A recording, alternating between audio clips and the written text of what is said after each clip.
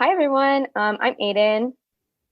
I'm Anna Grace. Welcome to Flixation, our podcast where we talk about movies and pop culture and a lot of the MCU. Thanks for listening. So today, this podcast is going to focus on movies, but today we're starting on something that's it's a mini series, but there's been online discourse considering whether these Marvel Disney Plus shows are movies cut into pieces or shows. So we're just breaking our own rule to start and talking about Loki. Good, as we should. Yes. We're playing fast and loose out here. I think this one, if we were talking about the Falcon and Winter Soldier, I think that was definitely a 3-hour movie that they cut into 6 pieces. I think this one is structured like a show. I think so too. Which kind of leads me, which I've liked so far, because I feel like it is more in terms with WandaVision on like it knows that it has to be paced like a TV show. But what were your initial thoughts on the first 2 episodes of Loki? I really loved them. I texted you this, and I probably said it before because when I come out with something that I think is funny, I say it to everyone. But I was like, this first episode especially had more character development with Loki than the first Thor movie and the first Avengers movie did. And I will die on that hill because it's true. I'm sorry. It is true. But also I think this is something we can come back to later because I was thinking about it, but I feel like they did that because they were like, we're going to have one episode to get you from 2012, like genocidal dictator Loki to like Thor Ragnarok goofball Loki, like in 20 minutes. Yeah, exactly. Because like, the Loki that we're seeing now has not gone through all of like the changes and developments that it has over the past couple years. And so I think that they did a great job with that, though. I think they did too. And Tom Hiddleston's acting was so good because I think he's done such a good job in both episodes of being like showing more of like the human side of Loki and like showing emotional vulnerability and that he actually does feel things about when he hurts other people, but also letting him be super funny and super goofy. But yeah, I did think it was kind of funny that they like went so fast from 2012 to 2017, but like we all liked Loki in 2017, so we were all just like, like we're here for this now, like we don't care, like Exactly. They definitely understood the assignment, and like he plays him more goofy, which I like, because even if you go back not even just to the comic, but like Norse mythology, he was charming, he was a trickster, he was the god of mischief, he wasn't super like dark, like he had moments, but it was really about being manipulative. And like I like that they have that goofy side, but it's still so layered and nuanced that it's not just like a goofy cartoony version of Loki. There's layers there, and I think that it's getting really good, especially like him unpacking what his actions have caused. Yeah, I think they're also getting more into a place with Loki, which I think, because I rewatched Thor Ragnarok recently, and I think like he was getting much closer to this and that, but even I don't think until Infinity War he was really in a place where he was like, accepting responsibility for when he like stabbed people in the back. But I think they're getting more now to where he's like tongue-in-cheek about that, and that it's like an aspect of his personality. But I also like this iteration of Loki feels more emotionally developed in that he like I think he at least cares about Mobius. I think he seems to care like about the impact of his actions. Yeah, definitely. But he's still being, I think the word trickster is like overused with Loki, but like it is like, I mean, he's still putting a ton of salt and pepper into my man's salad, like that was so rude. It was, but it was so funny, and like it was so like, funny. Yeah. And the sea of tweets that oh my gosh, so good. And like even the minor characters are incredible. I love how with each show we all latch onto one man character, because it was Jimmy Woo, and then it was Torres, and now it's Casey. I was gonna make sure we talked about that. Oh yeah, I wrote down a direct quote. Where is it? That I loved a lot. It's when he got shoved and he goes, "That is so messed up." And then she walks away. He goes, "I do not forgive you." And I'm like, oh no. I know he doesn't forgive you. We all need Casey's forgiveness. I can't live without it, honestly. I love him. I feel like I fell harder for Casey even than the other two, honestly. Like I think we also understood what we were getting by the time we did this for the 3rd round, and we were like, oh, this is like, yes, this is our Jimmy/Torres for this show. Exactly. I fell very hard for Casey in the first episode when he was like, "What's a fish?" I was like, "I'm on this train. I am at an 11." Oh yeah, He's like, well, I want to know what I'm being threatened with before I comply. I'm like, oh no. I love him. He's so pure. He's so pure. Okay, when he was like, is it too early to get into the paperweights issue?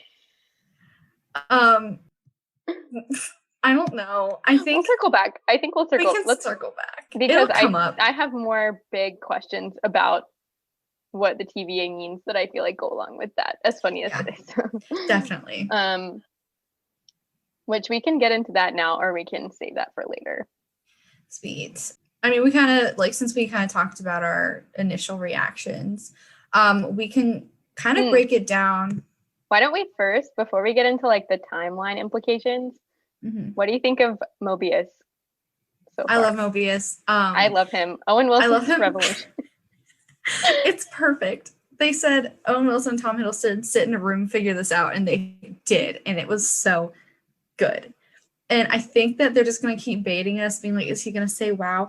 Is he going to do it? Is he going to do it? And he's not. And like, I saw this video on TikTok, because I'm always on TikTok, and this person was like, I think they're just going to bait us with him saying wow, and it won't happen every single time. And then the very last episode, the end credit scene, something crazy is going to happen. He's going to open his mouth and kind of say it, and then cut to black. And then, or else like going to have like, that's the end of the series. I think that's going to be the end credit scene where Steve gets called into the TVA. Oh my gosh. I don't know. Yeah, I want to go through the only other character I wanted to mention before we get into like the implications of this for the MCU, which I feel like is going to be most of this conversation. But I am a huge mbatha-raw stan, but I love Ravonna so far. I love her. Yeah, she's great. But I saw her, but I also saw her name on the cast list, and I was like, it's over for me. I love her. Oh, definitely. She's incredible. And I love how end of episode 2, when everything was going on, she didn't sit. She got up, got her weapon, and went to go help. I think that's incredible. I have a fan theory that I came up with myself while I was watching episode 2. That's so good. And that was just that when she was like talking about the timekeepers, I don't know if I believe they exist. I don't think they do. I think I have not read the comics, but I know that like Kang or Kong or like one of them is like a famous villain. So I feel like he probably exists, and I know that they are love interests at some point in the comics. So like maybe they're working together, but I don't believe at this point in the show would not be surprised if they at the end were like, oh, like Ravonna is the timekeepers. Like yeah, I think so too, because I mean the MCU has never been super stickler about staying directly with the comics, which I actually like, but I don't think they exist. I also think I don't remember if I talked to you about this. I don't think that they have a sacred timeline yet. I think they're making it right now. And so that's kind of what Mobius like kind of said. Yeah, I think that because like they have how they're like detangling it or whatever from the wars. I think that either the wars are still going or they're trying to make it now in terms of there hasn't been a sacred timeline they're trying to protect. They're trying to control it and make one so they can control that one timeline. But they're telling everyone. That would also make sense too, if the sense of the time heist in the Avengers, Loki becoming a variant at that point, because if they're like, that would, if you're looking at time like linearly until they started going back, that's something that's already been dictated. So that would make more sense too. Yeah, it just makes a little bit more sense. I mean, not a lot of it does. And I think the more that we watch, the more stuff will make sense. And I'm kind of like, I'm okay if it doesn't make sense yet. I can wait. Yeah, I do have a question from episode 2 that popped up for me this time. I didn't think about it the first time I watched it, but on the second viewing, when they were like showing all of the alternate versions of Loki, I'm confused about how that is existing if we're supposed to think the multiverse doesn't exist. And I heard someone say that like the TVA is for this version of the multiverse and that there's like other sacred timelines and other realities, but I thought that my understanding was that the show is going to create that it was like one timeline and they're going to create a multiverse. That's what I thought was happening, but I don't understand how if there's like one sacred timeline and like the Loki, Tom Hiddleston Loki in the show was like the alternate versions of Loki were funny, but when they were like flashing them on the screen of soccer player Loki, werewolf Loki, and he was confused by them, but I don't know how. all of the variants go, the Minutemen come in really fast, so I don't know how like a variant of Loki would have evolved that far off the time. I don't think that they were variants, because like on the screen it says that they were variants or whatever. But they also said that Loki had stayed on his timeline until that point. So, and then, yeah, so I really think that the multiverse does exist or was existing, but there was no like war. It's just the timekeepers or whoever's behind it all want to make it and control it. Because I think that those variants or whatever, I think they're just multiverse versions of Loki. Also, he's a shapeshifter. He could have just made those forms. No, but then he didn't recognize them. Yeah, that's what I was confused, because he was like, bro, what? Maybe he lost a ton of bets to Thor that he forgot about. Maybe. Oh my gosh. That's also the DB freaked me out. I died. As someone who watched all of BuzzFeed Unsolved during quarantine. Oh yeah. That hit different. That was very funny and very I really enjoyed that. I'm glad that they gave that to us. But anyway, but we deserved it. Unless like those were all like versions of Loki that happened at some point that he forgot about, but he seemed really wouldn't forget though, because his whole thing and like I feel like it wouldn't they be implying that like Lady Loki is from another timeline? I don't know how that works in the comics, or like yeah, I don't know a ton because I've never been huge on Thor, Loki, in MCU or comics. Recently MCU more, just because they both have more development. Now I'm a Loki stan. I think also back because we're talking about how I have to confess I was a closeted Loki stan in 2012, but I just thought that would make me like a Tumblr girl if I like said it out loud. So I kept that in the bottle. But I always loved him. And I'm comfortable enough to say that now. Well, I'm like, because I didn't get into Marvel as obsessed with it as I am now. I didn't get into it for a while. I think my first movie was Civil War. Oh, dang. I did not realize you were that late to the game. Oh, I'm not late on purpose. It's not on purpose. My family doesn't do superheroes at all. You know them. So it took me a minute to get there. But the Avengers, the first Avengers was the first PG-13 movie I was allowed to watch. That's a big deal.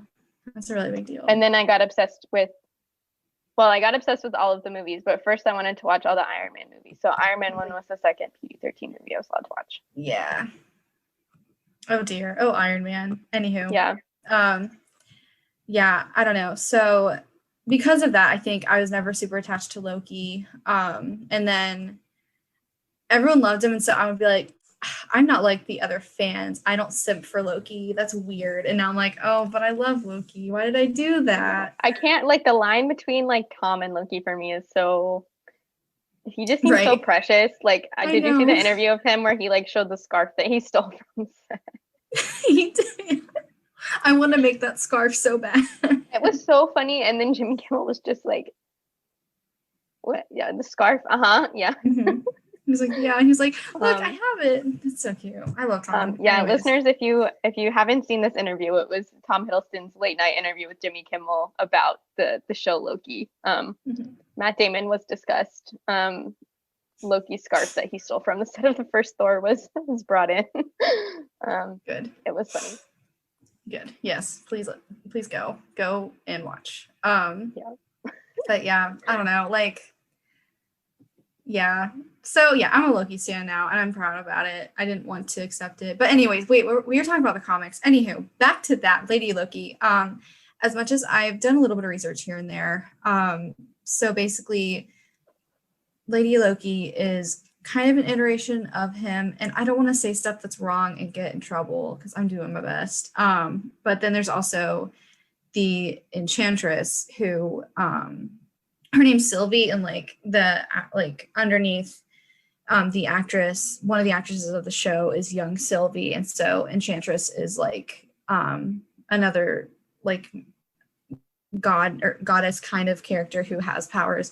And so the current theory is that Lady Loki possessed Enchantress's body and is now because the variant is Loki, and so it's Lady Loki, which is him, in Enchantress's body, which that's why I'm like, that's an insane theory. I don't think that's true. But then also who knows, because it's Loki. But I just don't know a ton. But yeah, because also his whole thing is he changes so much, and so in the comics and in the MCU, so it's just kind of like hard to pick apart. Yeah, I don't know. That's a bad answer. I don't know a ton. We'll leave that. Someone who does know the comics, let us know. Yeah, there's so much there, and I've been fixating on Black Widow comics right now and Scarlet Witch ones, so we're gonna have to do an emergency, and I'm seeing it on July 8th. Good. Coronavirus ends July 8th. Like it does. I'm vaccinated. Done. My sister will be vaccinated. Like Scarlet and Florence they're gonna wipe it out. Yeah. No more pandemic. We will be talking immediately after that. Oh yeah, definitely. I'm seeing it pretty soon. My friend works at a movie theater and she's like, I can get us in for free. I'm like, yes, you will. Thank you very much. I will buy food. I will buy us food. I will buy us food. We are going. So I was like, hey, I'm gonna cry. And she's like, I know. I'm like, okay, cool. I'm taking my sister to see In the Heights tomorrow. Good. I've heard it's really good. I will keep you posted on if it is good. I have high hopes. I think it's gonna be good. Okay, I feel like the next things I have are mostly like, I have more notes from episode 2, but mostly about the TVA. I have a few questions about the TVA. One of the first one, which I'm not the first person to point this out, but like, how are they so easy? They took out Loki like he was a 12-year-old learning karate in the first episode, but they're so easy to kill. I know. Like, can someone? I'm confused. Because look, he's he's old and he's a good fighter, but he relies a lot on his magic, and he doesn't use that a lot in episode 2 either. Like, he summons the Roomba and then gets himself dry. Yeah, I think that might be the first time he uses it the whole episode, because I noticed that both times, and he was like, haha, it works again. Yeah, and like, even without his magic, he's still a force to be reckoned with. And so that did confuse me.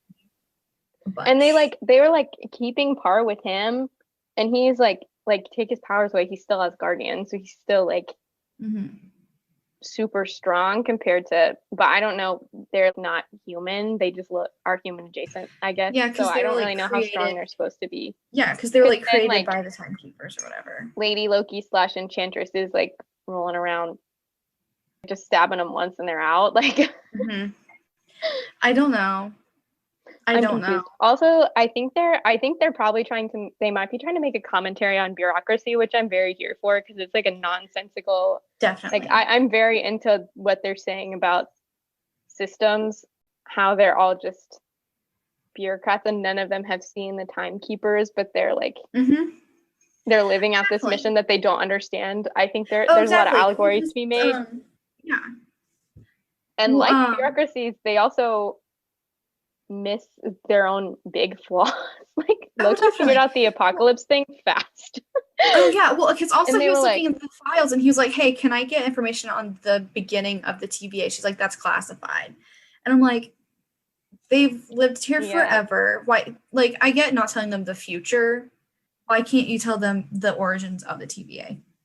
It feels like it might be like those librarians, if I had to guess, the vibes I got from them were kind of like sentient need to know type of thing, or they know what you need, and they probably know who Loki is and know he only needs the files relating to Loki. So I feel like the TVA agents might have more access. But if I had to guess, those librarians, their job is probably to make sure that you only see things that are pertinent. Yeah. Which is kind of, it's a lot of like acceptance of lack of knowledge that is needed on behalf of their part. Yeah, definitely. Because like that's also my whole thing. Like how none of them noticed that you could just hide in an apocalypse and do whatever you wanted. Like I know. I'm like their whole thing is about, Nexus events and keeping variants. I'm like, okay, you would think that they would like after so much time realize, well, if you do something here, it doesn't change because it's all ending. Maybe that's where the variant's hiding. But I mean, because Owen Wilson's character, I'm gonna call him Owen Wilson. I know he has a real name, but in my head, it's okay. It's Owen. Because I hope Owen Wilson's having the best day. I would like to interject and say that. I hope he is. I love him. But I think he's smart. Like, he's really smart. Like, he can read Loki really well too. And Loki's a pretty hard person to read. But like he even didn't get it. Like, I just don't know. But I don't know, because like also the TVA geeks me out because they exist outside of time and they went with like the retro like aesthetic. And they could have done a lot. I like the colors, and I actually do like the vibe, but I think it's so goofy. The orange, I hate orange. Both because, you know, we lived in Knoxville, Tennessee, and there's a lot of orange there, and I worked at a Home Depot, and there's a lot of orange there. Yeah. And so I've just kind of like had enough orange that I need ever in my life. But I feel like the orange is the perfect color for like a like very it fits the vibe, you know, because it's like very powerful force. It's like, but also like the retro vibes, but also it's kind of like like the TVA works so well. I don't have words for it, but exactly. And also Loki's color is green, and those are complementary colors, so it reinforces the whole like order and chaos thing. Oh yeah, they put I don't know how they decided that orange was the color of order, but you know, we're just going with it, you know. I guess so. Or like, you know, maybe down the line they'll be like, oh, orange is the chaos in Loki's, like, I don't know. Because I also think it's funny because their whole thing is they hate chaos. They want, you know, order. They want to control everything, make one like sacred timeline. And so their enemy is chaos. And Wanda Maximoff uses chaos magic. And she's going to be in a movie called Multiverse of Madness, which in the show they've called a multiverse happening madness. So I think noticed today. Sorry, go ahead. No, you can keep going. Tom Hiddleston is on the cast list for Doctor Strange. Yep. Which means that we don't have to say goodbye to Loki after the show. I was really afraid that they were going to be like, bye, Tom. We're never going to see you again. No, because they're finally unlocking his full potential now, and I think they're going to keep that going. Because he can also serve future stories. And they've also known he was I mean, I know they just killed him for the stakes in Infinity War and it worked, but I'm still kind of surprised that they did that because they've known he was a fan favorite for a while. Like when Taika Waititi made Ragnarok, they were like, yeah, do whatever you want to Thor, but don't touch Loki. Like, we don't want to mess him up. Yeah. But I don't know. He's coming back. Yeah. But yeah, I think that's really cool. I definitely share Loki's feelings on the TVA in terms of he wants to believe that he makes his own choices, what he does, where he is, what's happened to him is because of what he chooses to do. And then he's told none of it matters. It's all been planned out. Predestination is what's happening here. And I hate that so much. Like, sure, there are discrepancies in like the whole time travel theory and stuff, but I don't care about that as much as I care about how much I hate that everything is set in stone because of the timekeepers. And I just really want Loki to blow up the TVA a little bit. I think we also, because I think if you're actually thinking about it, like it's like your life is controlled by the TVA, but you still have free will, but it's just like within like a certain confines, I think. And so I think like, so but too. I think Mobius realizes that, and that's why he sees it, but also like seeing that, like I would be in Loki, like as a person who also values my independence a lot, I would also be in Loki's shoes. I would be like, I can't believe you're controlling my every action. Exactly. Like, blah. Well, because like, you know, you have, I guess, a little bit of free will, but then the example on like the TVA video is if you might be late to work and then you're a variant and you have to be tried for your crimes. And yeah, I just hate that. Even if there's a little, because in like real life, some things are kind of planned, but I just really hate. I hate it. That's why I'm like, we stand Loki blowing the whole place up and taking over. I think that also, I feel like this show somehow ends with Loki. Like I feel like the show ends with Loki creating the multiverse. Although at the end of the second episode, we might already have a multiverse. I don't know. I don't know if they're gonna like somehow fix that in the next episode and then do it for real later, or if there's like a multiverse now. But we'll see. I don't know. It was great, and I really liked how they escalated this too, because I feel like WandaVision did 9 episodes, so like it was different, but I feel like after the first 2, I was just kind of like,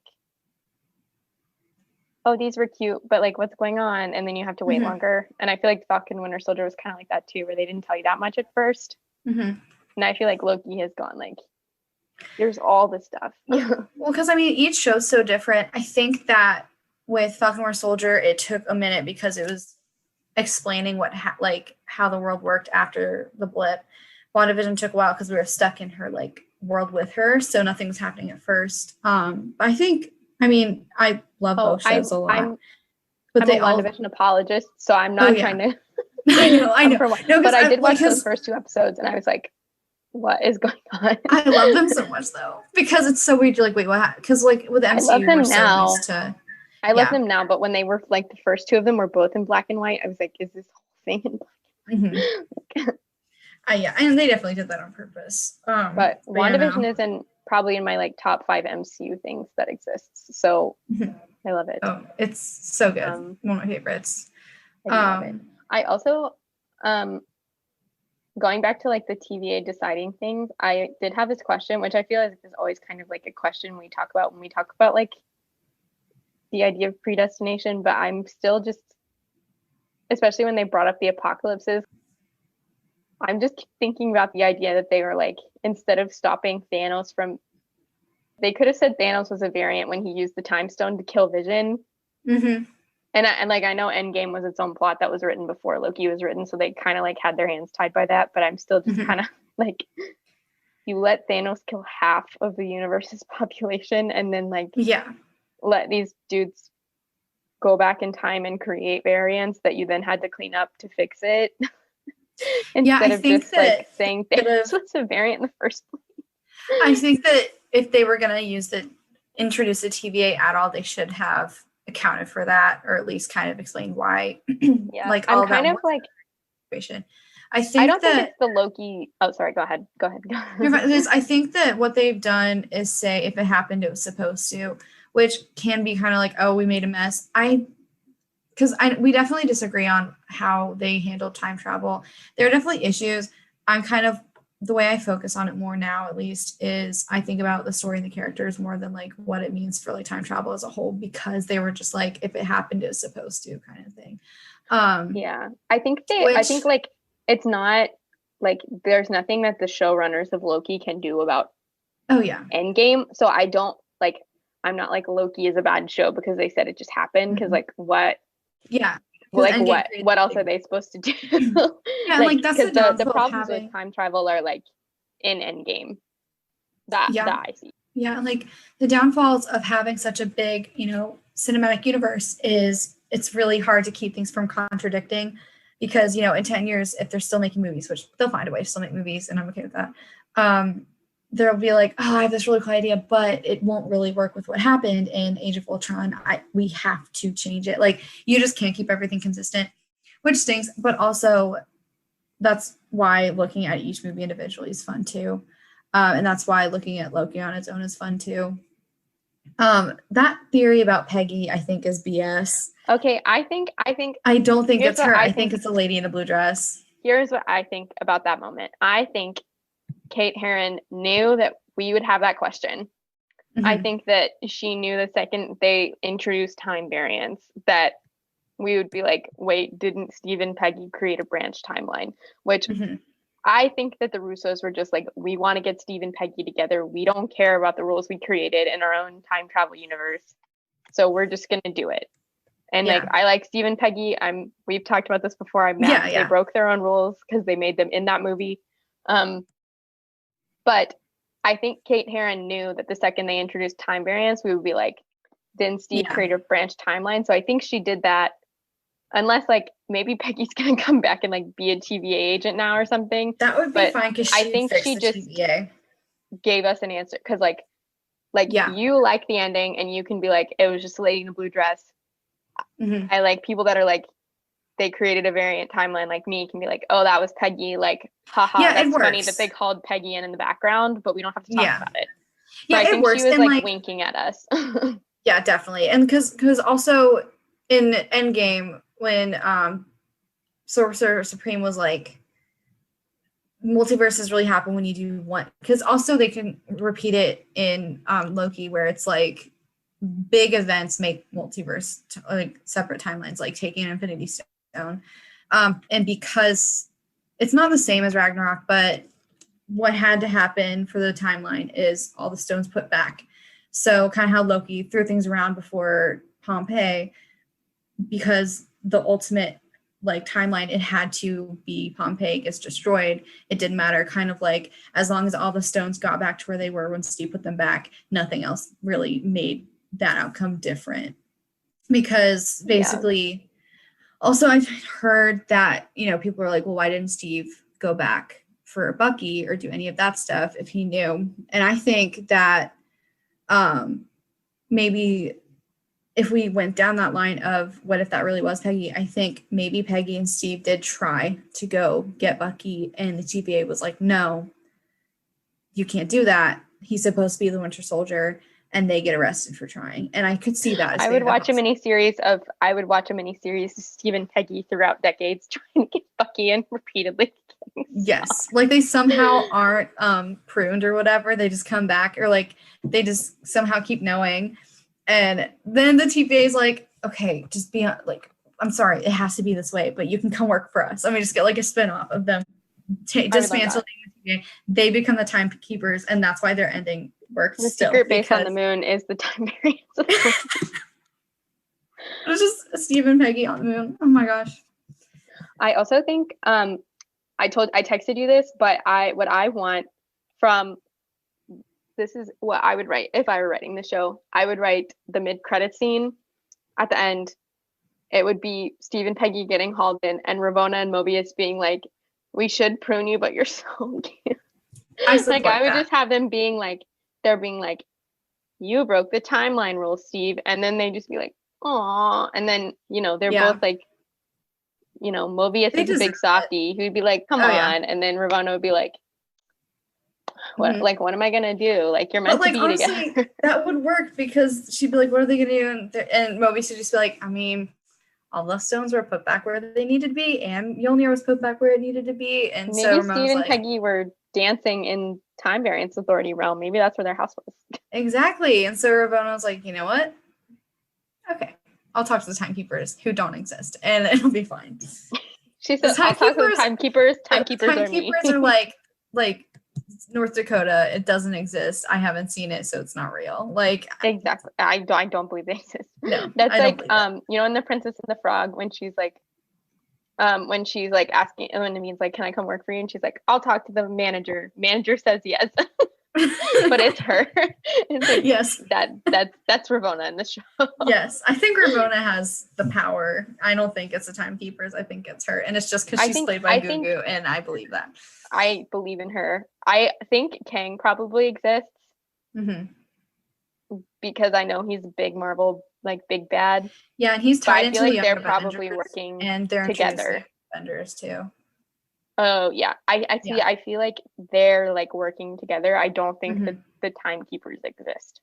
I don't know. I wish I knew more comics wise, because then I could have like really informed theories. But it's kind of more fun to like. It's really fun blind, because the issue with theories that happen with WandaVision, and I'm glad I didn't do this then either, is you either guess really well and you spoil it for yourself, or you have this whole concoction theory in your head and it doesn't work, and then you've missed what's incredible that's happening in front of you because you've been too absorbed in that, or you get mad at what actually happens because it's not what you wanted it to be. And so, because I knew the episode of WandaVision where she's just like going through her life in the past and like having all these flashbacks, such a great episode. We got so many answers, so many moments, so much development for her character. People were calling it boring because Mephisto wasn't there. And I'm like, you totally missed the point of the show. You're totally missing what's happening right now. And that's why I think, being like, what does this mean for the MCU? What does this implicate? What is this? I liked being like, okay, this is setting up something that's happening in the future. Like Billy and Tommy, they're going to be in the Young Avengers. That's great. But then I'm like, okay, but like, let's watch what's happening right now. Like, we can, be like, okay, this is setting up for later, but also that's later. I want to look at what's happening in Loki right now. But I think because that's time and it's with the TVA, you can be like, okay, well, what does it mean for the future too? So I think it's finding that balance. They write the future. They do write the future, which Loki and I are not happy about. No. No. Loki is joining me in the like surprise that I might actually be a libertarian because of how mad I get about my free will camp. Yes. Libertarian minus the hard on for guns is what I think we need to call it.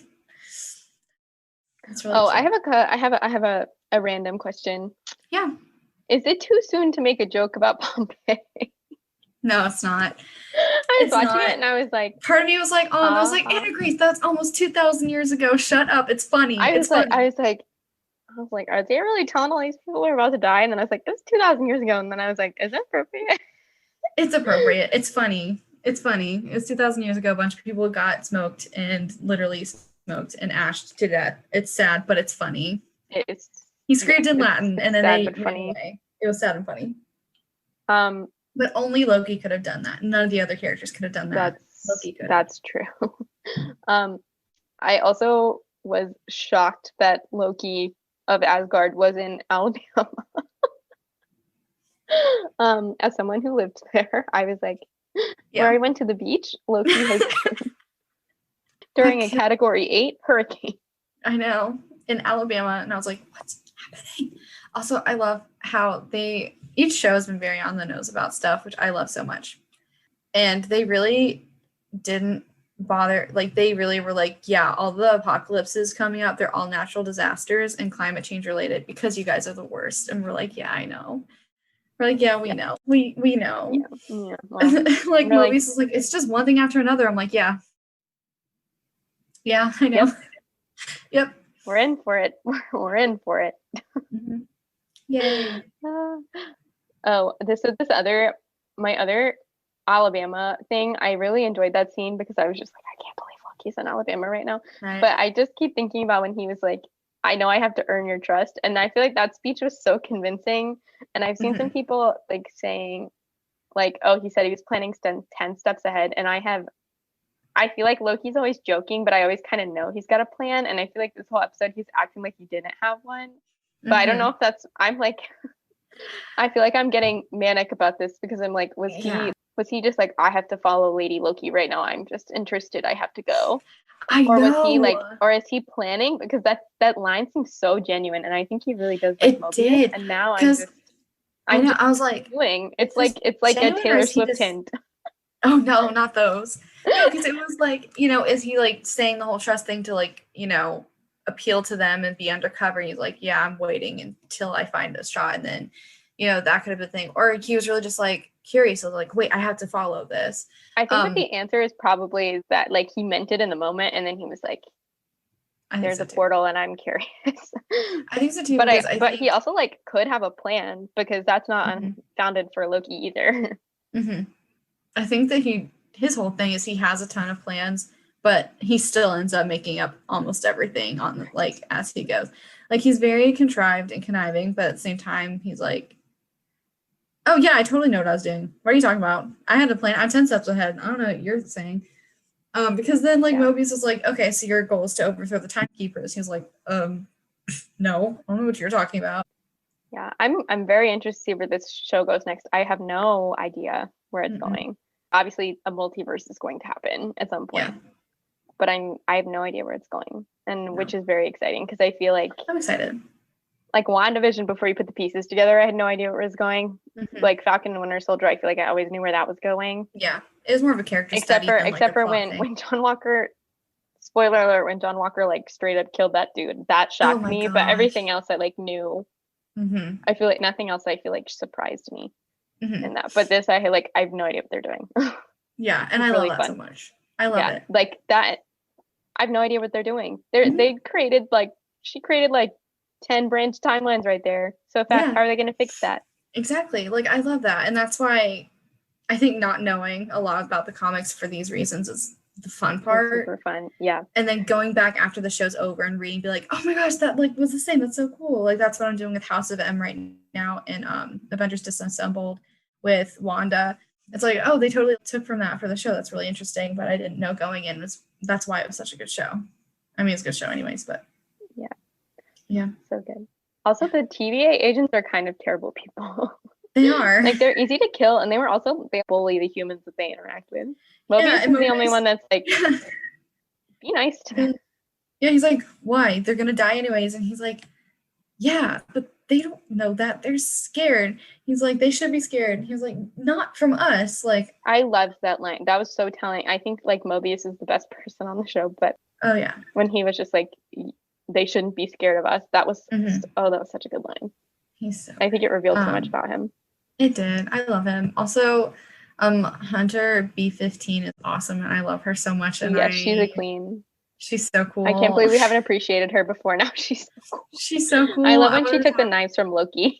That was so funny because we're all like, yes, we're gonna get a Loki knife. We're like, yes, Loki has knives again, and then she's like, so cool. No. Like, absolutely not. And she's right. She's very right. She's right. I had to say it. Yeah, because like we love Loki, so we're like, oh, give him a chance. If nothing else, it'll just be fun to watch. But like a real smart person would be like, no, he's bad. He does bad things. He ripped out someone's eyeball for fun. Like, don't give him knives. Don't do that. No, that's a bad idea. He did rip out someone's eyeball, but apparently, my sister told me today that apparently Marvel has confirmed that Thanos was kind of controlling him with the Mind Stone during that to make him act evil, which I feel like that's definitely something that they were like, oh, we want Loki to be goofy, and the fans asked us this question, so we're just going to say yes. Like I don't think they planned that in 2012, but I don't think they did either. I like that, said that, but I like it better. Yeah, like the Mind Stone was like enhancing his insecurities and his like greed and his want to like be in control, because this whole thing is he's insecure and he wants to be the god of mischief when really he's just Loki. He will be. Called him. He did. But like, yeah. Just also so good. Mobius is like the epitome of like, I can fix it. But anyway. Yeah. But yeah, apparently like the Mind Stone enhanced all of that and like kind of made him a little crazy and was influenced by Thanos. Which I do like, because that's the turn that we took with Loki. If they ended up throughout the MCU consistently just making him darker and more evil, then it would have. No, it wouldn't have been fine to just leave it without that. But I actually do like that they added it. I think it's really a testament, I think, to Tom Hiddleston's acting and also his and Chris Hemsworth's like energy on screen together, because those first 3 movies that Loki shows up in are so dark. And like Dark World, he's a lot funnier. I like Dark World. Even though like Dark World, it's not as bad. We've like we've corrected way too far, and that is a society, but it is definitely bottom tier Marvel movie. But that's really more because the Thor and Loki content is A+, but the rest of the movie is kind of a mess, which is why it's like lower tier. Yeah, I like it because of them, and then what it does to explain the Reality Stone and the mom part too. But Marvel really keeps like having us. They're like, what if we keep flashbacking to the movie that you all hate so much? Yeah, it's kind of a flex. It's not a bad movie. People hate on it a lot. There are definitely negatives. Natalie Portman acts like she doesn't want to be there the whole time because she didn't want to be there the whole time, and it kind of shows. You know what? Natalie Portman is a testament to that. If you just sign on to the MCU, at some point they will give you your own movie. It's really amazing that they made Loki as funny as he is, looking at like, well, in like the first Thor, he's like a kid. He's like an insecure kid, but he's just like a genocidal maniac in those movies. And now he's our goofball that's friends with goats. Yes. I think in my mind we have 2 matters to discuss before we wrap up. Do you have any other things we need to talk about? Oh, the soundtrack of this show. The holding out for a hero at the beginning of the so good. But even just the score, it gives me like futuristic but also retro 80s. Yeah. Kind of Stranger Things a little bit, but way better. It's so good. And they also, I feel like they've had so many like emotional needle drops for things happening, and like those rising suspense music, or like the music dropping back more orchestral, and mixing that in really well with the retro, and then also so good. They're like bops. Yeah, it's so good. They really came for us when they said it as a Renaissance fair in 1985. Like they really came out of the gate and said, "We understand these assignments." Loki, that was so funny. They understood the assignment the whole time. Also, we talked about this before we like recorded, but getaway car must be in this movie. I don't care how. That was my final note. Yes. We need.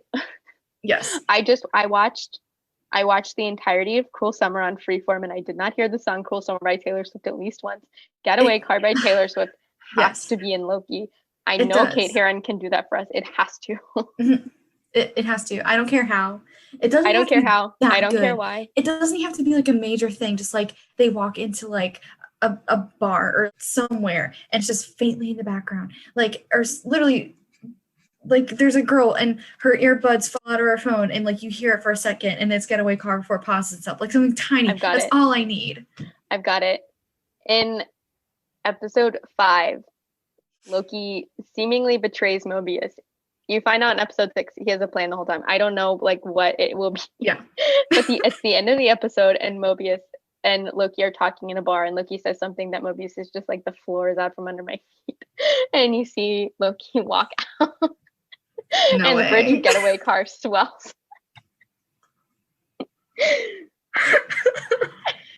Please, Kate Herron, we know you can do. Oh yeah, I'll go calling on Kevin all Feige of Marvel's right female showrunners. Yes. We need Jackie. We need her. We need everyone. The other pressing matter I think we need to deal with is the paperweights. Yes, I hate that. I and the internet are devastated. Because when it first happened, I was like, that's kind of funny. Like Infinity Stones, nothing matters. And I was like, nothing matters. We lost Nat and Gamora and Tony and Vision. Half of and Wanda had to watch Vision die three times. And just half of all the universe's creatures for paperweights. I don't. We had to watch Bucky walking towards Steve while he's disintegrating, and Chadwick, and T'Challa picking up Okoye, saying this is no place to die, and of course Tom Holland. Oh my gosh. Peter Parker going, I don't want to go. We had to watch Groot like fall in rocket, be like no, and oh my gosh, and the call subtitles it says die. We had to watch that for paperweights. Also, were there I feel like there were some colors that weren't there, and I know that's not a big deal. I just hate that the paperweights. I don't think there was a Mind Stone in there. There wasn't the Mind Stone, and I don't think there was a Power Stone. I'm pretty sure. That's the one. So I really like how I'm sure it's one of the ones that are on the Power Stones as paperweights. Yeah, they're the cool ones. Yeah, the cool ones. Well, actually, my favorites are I think the Mind Stone and the Tesseract, or the Space Stones. Mm-hmm. Those are my 2 favorites. Yeah, I think I've always loved the Time Stone. I thought it was cool, and then I also just love the Mind Stone because of Vision. I like the idea of the Soul Stone, but we don't really know what it does because the only thing we know about it is that you have to die to get it. We needed one more movie with the Soul Stone to understand it. Maybe it'll come back later. I hope so. Just no more killing people for it because I really. Maybe Florence Pugh will go to. Oh my gosh. Maybe that's the twist in Black Widow is that apparently Black Widow has a big mid-credit scene, so maybe they're resurrecting her. Oh yeah, I hope so. I have. Do I have those comics right now? Oh, I did see. I have theories about Black Widow and Florence. Florence is Yelena. I have a theory about her, but I'm so excited. We should do an episode before we watch it, just talking about what we think happened, and then and we'll talk about all the sexist male critics as well. Yes. Please. Y'all really exposed yourselves. I gotta say it. Mm-hmm. Men that were watching Black Widow. Oh yeah. Well, because also Scarlett was like, yeah, this is the first movie that I felt comfortable because I'm not wearing skin tight spandex. I was like, It's also that happened for Elizabeth Olsen too. How this is the only time she's felt comfortable in her costume. I wonder why. Are we finally fixing it however many years later? It's you got women involved in your production process and you actually respected what your stars were asking you for. Mm-hmm. I like watching interviews and the male actors flipping off interviewers when they ask sexist questions to Elizabeth Olsen or Scarlett. It's really great.